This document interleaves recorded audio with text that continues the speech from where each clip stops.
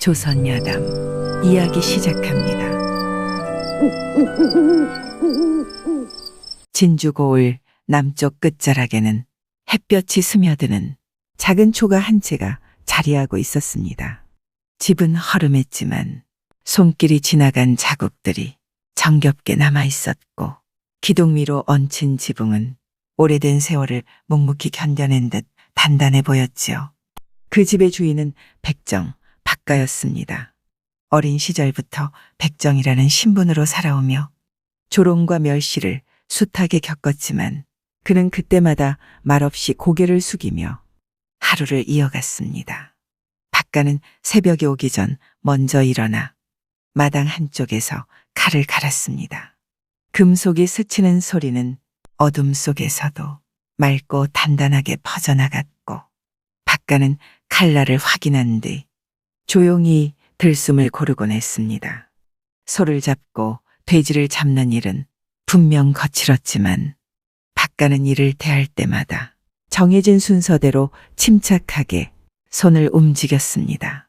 손님 앞에서는 허리를 굽혀 인사를 했고, 요구한 만큼 정확히 손질한 고기를 시간에 맞춰 내놓았습니다. 하지만 장터에서는 종종 그를 곱지 않게 대하는 사람들이 있었죠. 백정에게서 고기를 받는다는 사실만으로 얼굴을 굳히는 이들도 있었고, 아무렇지 않게 비웃음을 던지는 이들도 있었습니다. 하지만 박가는 그런 모습에 마음을 빼앗기지 않았습니다. 그는 자신의 몫을 묵묵히 지키며 하루를 살아갔습니다. 그 무렵 진주 고을의 이방은 깊은 불안 속에 있었습니다. 자신이 관리하는 관아의 재산 중 천냥의 돈이 사라졌으니 시간이 다가오면서 마음이 더 조급해졌습니다. 이 일이 드러나는 순간 관직은 물론 목숨까지 위험해질 수 있는 일이었으나 누구에게도 쉽게 털어놓을 수 없었습니다. 결국 그는 마지막 희망처럼 박가를 떠올렸습니다. 신분은 낮아도 누구보다 성실하고 믿음직스럽다는 사실을 알고 있었기 때문입니다. 새벽녘 박가의 집문을 두드린 이방은 떨리는 목소리로 사정을 털어놓았습니다. 천냥이 감쪽같이 사라졌네. 드러나면 나는 살아남기 어려울 것일세. 자네 혹시 내게 천냥을 빌려줄 수 있겠는가? 박가는 잠시 말없이 이방을 바라보았습니다. 천냥은 백정이 평생 모아도 쉽지 않은 큰돈이었지만 이방의 두려움은 꾸밈없이 드러나 있었습니다. 박가는 조용히 숨을 고르고 대답했지요. 천냥이면 되겠습니까? 그렇다면 제가 마련해 드리겠습니다. 이방은 박가에게서 천냥을 건네받자마자 곧장 관아로 향했습니다. 손에 쥔 돈이 무겁게 느껴졌으나 그보다 더 무거운 것은 마음속에 남은 채무감이었지요. 그는 천냥을 금고에 채워넣고 나서도 한동안 책상 앞에서 움직이지 못했습니다. 박가의 얼굴이 떠올랐기 때문이었지요. 낮은 신분으로도 지켜온 정직함과 꾸밈없는 성정이 가슴 한가운데 오래 남았습니다. 며칠 후 진주 고을에는 새로운 사또가 부임했지요.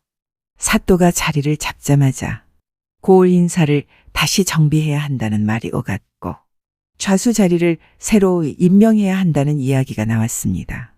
좌수는 고을의 실무를 맡는 중요한 자리였지만 마땅한 인물이 없다는 것이 문제였지요. 그때 이방은 조심스레 입을 열었습니다. 한 사람이 떠오릅니다. 신분은 낮으나 누구보다 성실하고 신의가 있는 사람입니다. 박가라 합니다. 새 사또는 뜻밖이라는 듯 눈썹을 올렸습니다. 백정을 좌수로 전례가 드물지 않은가? 그럴 만한 까닭이 있는가? 이방은 박가에 대해 알고 있는 모든 것을 말했습니다. 거짓을 입에 올린 적 없고 맡은 일을 끝까지 지켜온 사람이었으며 고을 사람들 사이에서 신뢰를 묵묵히 쌓아온 인물이라는 사실까지 모두 알았지요. 사또는 오랫동안 조용히 생각에 잠겼습니다. 그리고 마침내 입을 열었지요. 사람됨이 신분을 넘는다면 그것으로 충분하다. 좌수로 임명하라. 박가의 좌수 임명 소식은 순식간에 고을 곳곳으로 퍼졌습니다. 양반들은 이 소식을 듣고 크게 동요했습니다. 백정이 좌수라니 이게 무슨 말도 안 되는 일인가? 세상이 뒤집혔구나. 사또가 제정신인가? 고을의 채통이 무너졌네. 골목길은 온종일 수군거림으로 가득했습니다. 양반들뿐 아니라 상민들까지도 조심스레 이 소식을 입에 올렸지요. 박가는 처음에는 사람들이 보내는 따가운 시선을 묵묵히 견뎠습니다. 자신이 탐낸 자리도 아니었고 이방의 부탁으로 얻게 된 자리였기 때문이었습니다. 그러나 조롱은 점점 더 노골적으로 변했습니다. 박가가 길을 지나면 귀에 닿을 듯 말 듯한 속삭임이 따라붙었고 관청에 출입할 때는 일부러 인사를 하지 않는 이들도 있었지요. 좌수로 임명된 뒤에도 그는 자신의 성정대로 조용하고 성실하게 일을 처리했습니다. 하지만 사람들의 시선은 날이 갈수록 박가의 마음에 무겁게 내려앉았습니다. 어느 날 박가는 조용히 혼자 읊조렸지요. 이 고을에서는 아무리 몸가짐을 다스려도 신분 하나로 사람 대접을 받지 못하는구나. 결국 그는 결심했습니다. 진주를 떠나 새로운 삶을 찾겠다고. 그는 식솔들과 함께 가진 것을 정리하고 충청도 옥천으로 향했습니다. 고을을 떠나는 날 그는 한 번도 뒤돌아보지 않았지요. 더는 신분 때문에 고개를 숙이지 않아도 될 곳에서 살아가겠다는 마음 하나였습니다. 진주를 뒤로 하고 옥천으로 향하는 길은 멀고도 고요했지요. 박가는 가족들과 함께 산과 물길을 번갈아 넘나들며 며칠을 걸었습니다. 가진 재산 대부분을 정리하고 나섰기에 짐은 많지 않았으나 그의 마음에는 말로 다할 수 없는 무게가 실려 있었습니다. 신분 앞에서 겪었던 모욕과 좌수라는 자리가 남긴 상처가 고개를 들 때면 그는 걸음을 멈추고 깊게 들숨을 고르곤 했지요. 옥천의 풍경은 진주와 달랐습니다. 낮은 구릉이 부드럽게 이어지고 그 사이로 작은 물줄기가 흘러내려 들판을 적시고 있었지요. 마을은 크지 않았지만 아늑했고 바람은 이른 새벽마다 개울을 타고 집집마다 스며들었습니다. 박가는 마을에서 조금 떨어진 산기슭에 자리한 작은 집을 사들였습니다. 소박한 초가였으나 마당은 넓었고 개울물 소리가 들려오는 자리였죠. 박가는 이웃들에게 인사를 돌리며 새로운 삶을 시작했습니다. 그는 자신을 소개할 때 항상 조용히 말했습니다. 저는 박문수 어사의 종질입니다. 그 말은 자신을 높이려는 말이 아니었지요. 진주에서 겪었던 신분의 굴레를 벗어나고 싶었고 아이들과 가족을 지키기 위해 불필요한 경계의 눈초리를 피하려는 작은 장치였을 뿐이었습니다. 누구 하나 박가의 말을 캐묻지 않았고 박문수의 이름은 이미 조정에서 성품이 알려진 인물이었기에 사람들은 자연스레 고개를 끄덕였지요. 박가는 이곳에서도 성실했습니다. 이웃의 품앗이에는 빠짐없이 나갔고 직접 담근 장과 마른 나무를 나누었습니다. 박가의 집은 시간이 흐를수록 마을 사람들의 발길이 잦아드는 곳이 되었지요. 힘든 일을 상의하러 오는 이들도 있었고 술 한 잔 나누며 마음을 털어놓는 젊은 장정들도 종종 들렀습니다. 저녁이 되면 박가의 마당은 은은한 등불 아래에 다정한 이야기들이 오갔습니다. 박가는 손님이 찾아오면 상을 차려내었고 떠나는 이들을 문 밖까지 배웅했지요. 그의 성정은 어디서든 변함없었습니다. 말은 많지 않았으나 조용한 미소와 부드러운 말투는 이웃들의 마음을 여는데 충분했습니다. 그러던 어느 날 마을 장터에서 묘한 풍문이 돌기 시작했습니다.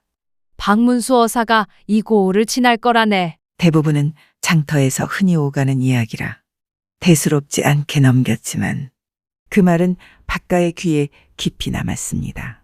박문수라는 이름은 늘 사람들 입에서 존경과 기대를 함께 실어들렸고 박가 또한 진주에서 그 이야기를 숱하게 듣고 자랐지요.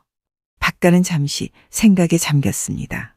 자신이 어사의 종질이라 말한 것이 언젠가 진짜 어사의 귀에 들어가면 오해를 살 수도 있겠다는 걱정이 스쳤기 때문입니다. 그러나 그는 평소 거짓으로 남을 속인 적도 없었고 누구에게 피해를 준 일도 없었습니다. 단지 신분의 굴레를 벗어나기 위해 작은 이름 하나를 빌린 것 뿐이었지요. 그날 저녁 박가는 개울가 옆에 놓인 돌 위에 조용히 앉아 흐르는 물길을 바라보았습니다. 개울물은 그림자 너머로 은빛 흔들림을 남겼고 숲에서는 벌레들이 낮게 울었습니다. 그는 물끄러미 그 소리를 듣다가 생각했지요. 어사님이 오신다 해도 두려워할 일은 없지. 숨긴 것도 숨길 것도 없으니. 하지만 이상하게도 그의 마음 한구석에서는 떨림이 아주 작게 울리고 있었습니다. 그것은 두려움이 아니라 오랜 인생의 고비가 다시 한번 찾아오는 것만 같은 묘한 예감이었지요. 박문수가 옥천에 이르기 전부터 그의 귀에는 한 가지 풍문이 걸려 있었습니다. 어사 나리의 종질이라 자칭하는 이가 옥천 어느 산 아래 외딴 집에 산다 합니다. 처음엔 흔한 헛소문이려니 하고 넘길 수도 있었습니다. 박문수의 이름은 조선 팔도에 널리 퍼져 있었고 떠도는 나그네들 사이에서 그 이름이 오르내리는 일은 드문 일이 아니었습니다. 그러나 문제는 이 말이 고을마다 서로 다른 입에서 똑같이 흘러나왔다는 점이었지요. 그 사실이 박문수의 마음을 가볍게 두지 않았습니다. 옥천에 도착한 그는 곧바로 사람들 사이로 들어가 자연스레 이야기를 들었습니다. 장터에서 생선을 손질하던 아낙, 개울가에서 빨래를 하던 여인, 나무찜을 진 장정까지 그들은 모두 한 사람의 이름을 망설임 없이 말했습니다. 박가 말씀이십니까? 그 양반은 사람 좋지요. 손님이 오면 대문을 활짝 열고 어려운 이웃이 있으면 먼저 달려가는 사람입니다. 남을 해한 적이 없고 뒷말 나오는 일도 없습니다. 점잖고 조용한 양반이지요. 박문수는 더욱 궁금해졌지요. 그가 본래 어떤 사람이기에 이웃들이 이렇게 한 목소리로 칭찬을 하는지. 그러나 마음 한구석에는 여전히 작은 의심이 자리 잡고 있었습니다. 해가 기울 무렵 박문수는 산기슭에 자리한 박가의 집 근처까지 걸음을 옮겼습니다. 마당에는 말린 고추가 널어져 있었고 마당에 심은 감나무의 잎이 바람에 흔들리고 있었습니다. 집은 크지도 누추하지도 않았습니다. 그저 주인의 손길이 곱게 스민 집이었죠. 박문수는 문간에 다가가지 않았습니다. 아직은 때가 아니라고 여겼지요. 대신 멀찍이 떨어져 바위 위에 걸터앉아 집을 바라보았습니다. 집 안에서는 부엌에서 나는 소리와 간간히 들려오는 아이들의 웃음소리가 바람에 실려와 마당을 채우고 있었죠. 잠시 뒤 몇몇 이웃이 집에서 나왔습니다. 그들은 박가와 이런저런 이야기를 나누다가 환하게 웃으며 돌아갔습니다. 박가는 그들의 뒷모습이 보이지 않을 때까지 문간에 서서 배웅했지요. 그 모습은 억지로 꾸민 것이 아니라 익숙하고 자연스러웠습니다. 박문수는 눈을 가늘게 뜨고 그 장면을 지켜보았습니다. 저 사람이 과연 내 이름을 빌려 행세할 사람인가? 모든 정황은 그렇지 않다고 말하고 있었죠. 그러나 풍문은 사라지지 않았고 확인하지 않고 돌아가는 것도 옳지 않았습니다. 박문수는 천천히 자리에서 일어나 산길을 내려갔지요. 어둠이 서서히 내려앉고 등불이 하나둘 골짜기에 켜질 무렵이었습니다. 그의 마음에는 이미 작은 결심이 자리 잡고 있었지요. 내일은 직접 만나보자. 그 사람의 말이 진짜인지, 마음이 어디로 향하는지 내 눈으로 확인해야 한다. 다음 날 박문수는 이른 햇살이 산기슭에 번져갈 즈음 박가의 집을 다시 찾았습니다. 전날은 멀리서 관찰한 데 그쳤으니 오늘은 직접 사람을 마주하고 그의 마음속 결을 확인할 차례였습니다. 박문수는 나그네의 행색을 유지한 채 조용히 문간 앞에 섰습니다. 문을 두드리자 안에서 소박한 발걸음 소리가 나더니 박가가 직접 문을 열었지요. 그는 낯선 손님을 보자마자 환한 웃음을 지으며 말했습니다. 아이고, 먼 길을 걸으셨겠습니다. 좀 쉬어 가시지요. 박문수는 가볍게 목례하며 나그네라는 태도로 대답했습니다. 마을을 지나던 길에 목이 말라 잠시 들렀습니다. 괜찮으시다면 물 한 모금만 얻고 가겠습니다. 박가는 허리를 숙이며 손짓으로 그를 집 안으로 이끌었습니다. 물만 드실 일이 아닙니다. 우리 집에 오셨으니 작은 대접이라도 받아야지요. 자리에 앉으십시오. 박문수는 툇마루에 자리를 잡고 주변을 둘러보았습니다. 아무리 눈을 굴려도 욕심이나 허세의 흔적은 보이지 않았지요. 정갈하게 놓인 장독대, 말린 고추와 장작, 그 모든 것이 꾸며 세운 것이 아니라 오래 살아온 사람이 자연스레 만들어낸 풍경이었습니다. 잠시 뒤 박가는 시원한 물과 보리밥, 김치, 그리고 직접 만든 장아찌를 상에 올렸습니다. 그는 손님을 대하면서도 말수는 많지 않았지요. 그저 조용히 그러나 정성스럽게 허기지셨을 테니 많이 드십시오. 나그네의 발걸음은 늘 고단하지요. 박문수는 고개를 끄덕이며 숟가락을 들었습니다. 음식은 소박했지만 정갈했고 손맛이 선명했지요. 식사 내내 박문수는 박가의 말투와 행동을 유심히 살폈습니다. 상대를 위아래로 훑어보거나 신분을 떠보는 말은 단 한마디도 없었지요. 오히려 박가는 박문수의 안색을 살피며 필요할 때 말을 건넸습니다. 혹 상처가 있으신가요? 걸음걸이를 보니 많이 피로해 보입니다. 그 말에는 단순한 친절이 아니라 오래도록 고된 사람들을 대하며 길러진 눈썰미가 담겨 있었습니다. 박문수는 속으로 생각했지요.